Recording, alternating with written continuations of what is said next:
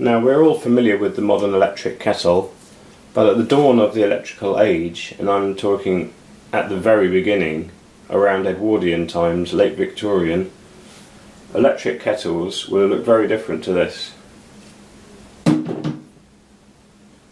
This is the kind of thing one would have expected on their dining table. Now, it's an evolution of the Victorian spirit kettle. So the overall design, I don't know what you'd call that, Regency or whatever the style is, but it's an evolution of the spirit kettle. So there would have been a same design as this, but with a spirit burner underneath, and it goes on the same principle that the flame is under the volume of water. So on this example, the electric element is housed in this sort of flat element on the bottom, and there's two electrical contacts or pins on the back. Silver plated, so you'd have had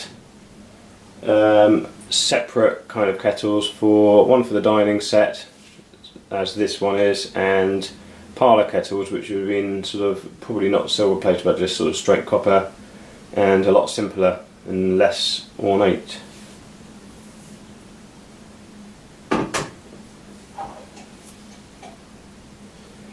So here's another example of a posh dining set, or a sort of dining room kettle, by Mappin and Webb, 1898, with vulcanite rubber electrical plugs. Vulcanite being sort of probably one of the earliest plastics, with ebonite. This predates Bakelite, obviously. So they filmed two electrical contacts on the back. It would have been an incredibly expensive product, as you would expect with Mappin and Webb. So that would have been on the dining table and fitted into probably a sort of a hanging ceiling rose bayonet socket on the ceiling.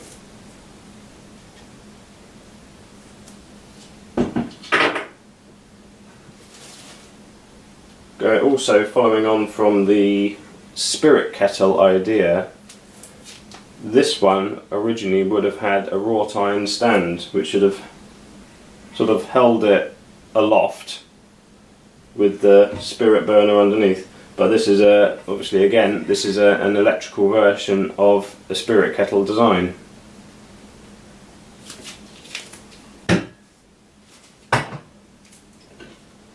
Now, I take some issue with the idea that the first electric kettle to have an immersed element was the Bulpitt and Sons 1921 kettle. This is an adaptation of a spirit kettle, so the spirit burner would have been in the bottom there, yet it's got a submersed element, which I'll show you. So this is sort of, either late Victorian or Edwardian, and it's got a submersed element. The element is actually an AEG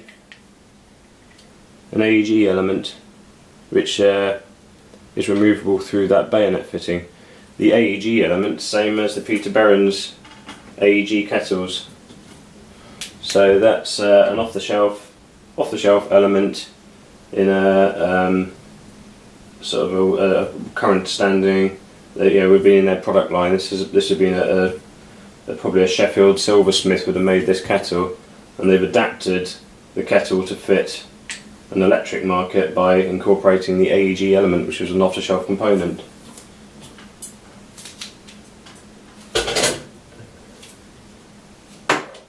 Now again,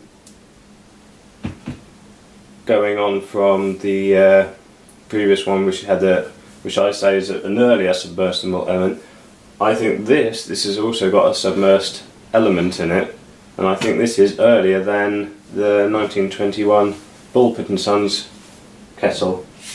So this is made by Sotterware of Birmingham, again of Birmingham. They were coppersmiths and brass founders, and they specialised in kettles among other sort of copper and brass paraphernalia.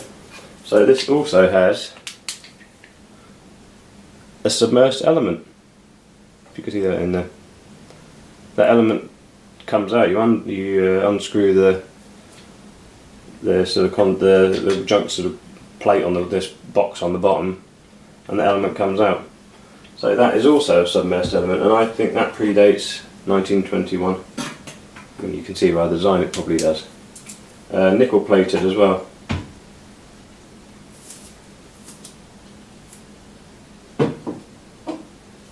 Another Birmingham company, the British Prometheus Electric Heating Company. This also would have had a wrought iron stand, so I've seen adverts for this from 1904 with a wrought iron stand, and that's again going back to the spirit kettle design. And this also has the element is not submerged, so it's housed within a separate compartment in the bottom. And obviously all these early kettles, there was no overload protection, so if you boiled it dry and it overheated, the element would burn out and the kettle would be useless. I mean, this is soldered up, so once it's blown, I mean, you'd either have to unsolder that and put a new element in, but I mean, it's not an easy job to change it, would it? So it's almost sort of a one-hit wonder. You know, you sort of, if you break it, that's it. You'd have to throw it away, which is kind of strange, really. It's got these plugs, which are, I think, a casein plastic. If the camera's going to focus, there you go. Which was a milk-based plastic, very early milk-based plastic. Not sure on that, but I think that's what it is going on the date. I mean, it's 1904, so the only plastic of that kind at that period would have been something like that, and it's not vulcanite.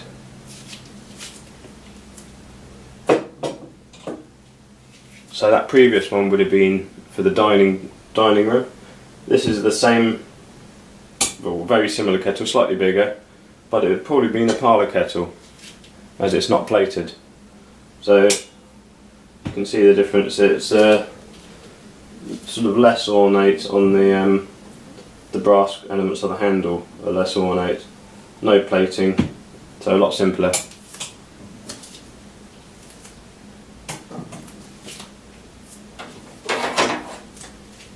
GEC were very big in the early days of electrical products. So this is an early GEC kettle. Now, their brand they used for all their domestic products in the early days was the magnet, and they had the magnet logo on everything. Now people get confused by that. As you can see there, the magnet logo. And it's odd because they never wrote GEC anywhere on their items, so you would always get the magnet logo on everything, but GEC is not written on there. So people sort of, when they see these things, I mean, a lot of people have heard of GEC, maybe people of the older generation obviously, but they don't obviously know these are GEC products because there's not GEC written on them, there's just a magnet logo. They later went on to use Freezer as their domestic product brand, but in the early days it was Magnet, and this is one of their products. Again, it's nickel plated.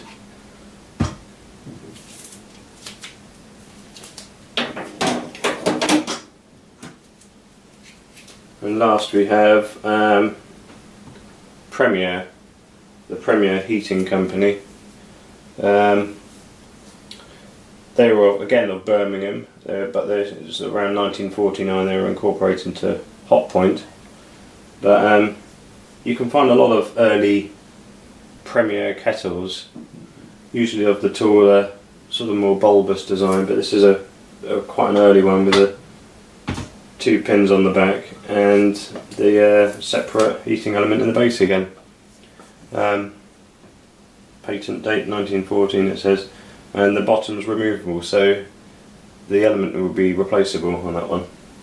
So kind of a good advancement on the Prometheus.